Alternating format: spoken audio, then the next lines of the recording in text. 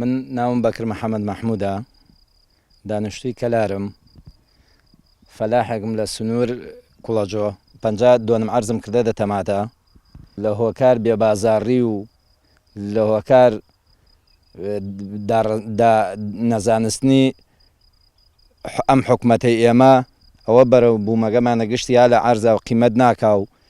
نازانین چی لێ بکەین هاتینە سەر قەناعەتێ وازی لێ بێرین و دەستی لێ بشۆرین و لە شوێن خۆیان وشکی کەینەوە من حکومەت هاوکاریم کە ئەتوانم تەماتەی گەرمیان وە کاملی دابین بکەم خۆم تەینە وە تەحەدای شوێژم حکومەت ناتوانێت پلاسکۆیە بۆ ئێمە دابین کە زەلامێ لە کەلارە بۆ من خڕێکە سیانی وە 1000 دینار ناتوانێت ئەوەمان بۆ دابین کە نە فەردەیە کیمیایی دا پێمان نە تۆیەکی دا پێمان نا ئاگای لە فەلاحەیە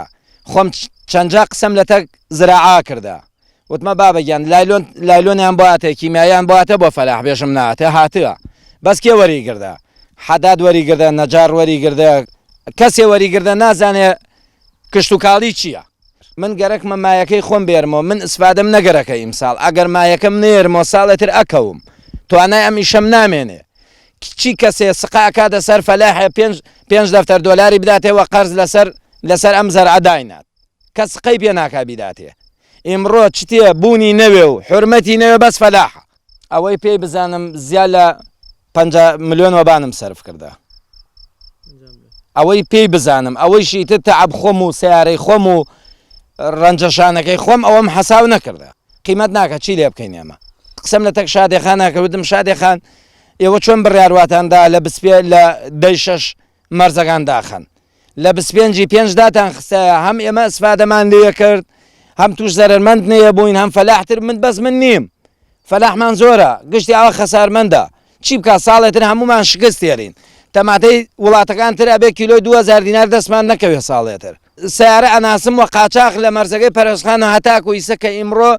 25 مانگە 26 مانگە هاتاکو ئیمڕۆ تەماتەوە قاچاخۆ لە مەرزەکە تێتام دیمە مۆلیدەم دانا 2 مۆلیدەی سێپستۆنم دانا مەسارفیە بێ چیوێ ڕۆژانە گازی گەرەکە ڕۆژان 2 مۆلیدەی بەنزینمەیە 4 مۆلیدەم بۆی داناوە ئەمە ئەرکی گەرەکە بابە خیرروسیا لە خەسارەکە تازە خەسارمان کردە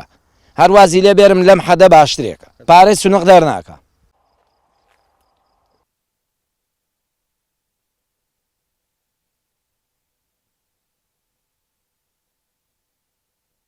یەک بڕکە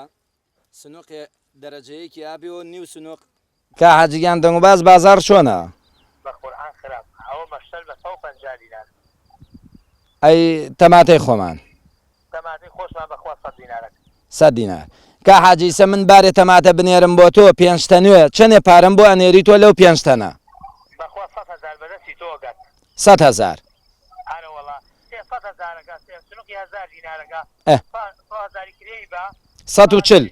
140 کا حاج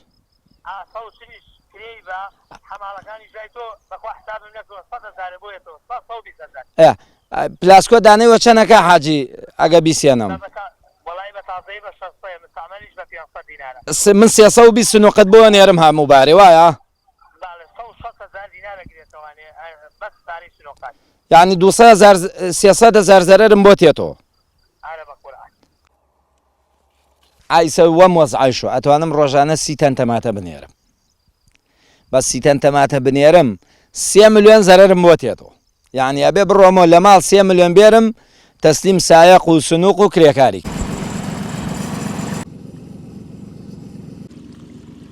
بە وەزیر کشت و کاڵ ئاگای لە ئێمە هەیە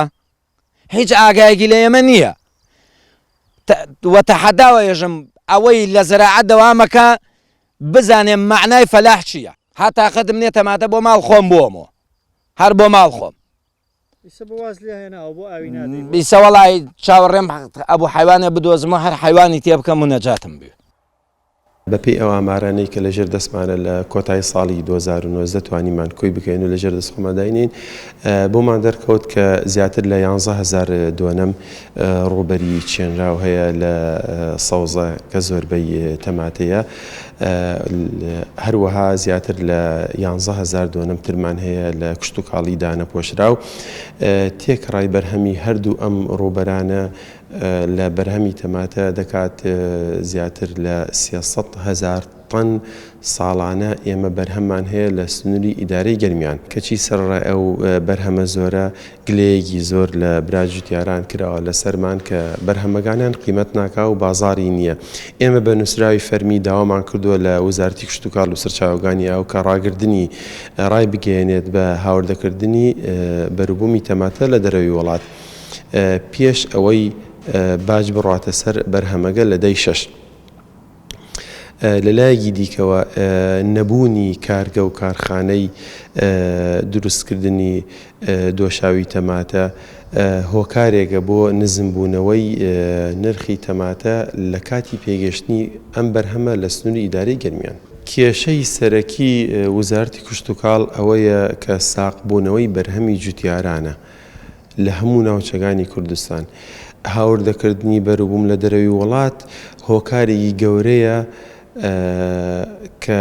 نرخ جێگر نەبێت و جوتیار ناتوانێت منافەسەی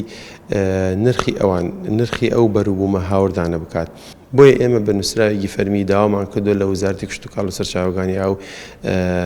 لە ڕێی ڕاگەیاندنی وەزارەتەوە ڕای بگەێنێت بە قەدەغکردنی هاوردەکردنی بەروبووم لە دەرەوەی وڵات بۆ ناو وڵات ئەویش 25 بەروبوومە ئێمە دیاریمان کردووە هاوشێوەی وەزارەتی کشت و کاڵی ناوەندی عێراق کە لە مانگی دووە ڕایانگەیانووە بە قەدەغکردنی هاوردەی 25 بەروبووم کە یەکێ لەو بەروبوومانە تەماتەیە لە وەزارەتی کشت و کاڵ و سەرچاوەکانی ئاو بابەتێکی تیانە کە ئەگەر جوتیار زەرمەند بێت بەهۆی نزمبوونەوەی نرخ بتوانێت وەزارەت قەرەبووی بکاتەوە.